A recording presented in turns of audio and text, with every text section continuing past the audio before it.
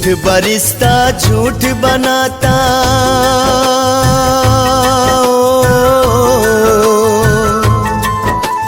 झूठ बरिश्ता झूठ बनाता, झूठे दुनियादारी बा।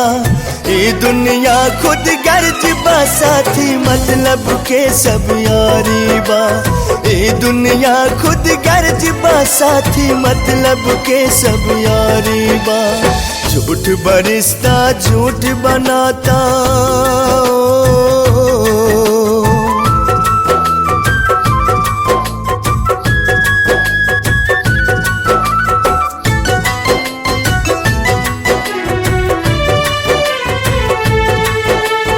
उजड़ल बगिया लहू से सींचल गम के आंधी चलल ऐसन। कलयुग में कहवा से लाई भाई भरत लक्ष्मण जैसन।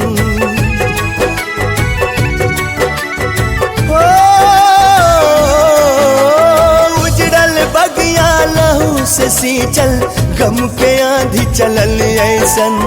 कलयुग में कहवा से लाई भाई भरत लक्ष्मण जैसन।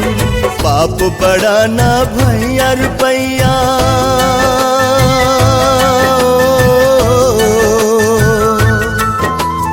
बाप बड़ा ना भैया रुपैया, सब पे परती भारी बा। ए दुनिया खुद गर्ज बा, साथी मतलब के सब यारी बा।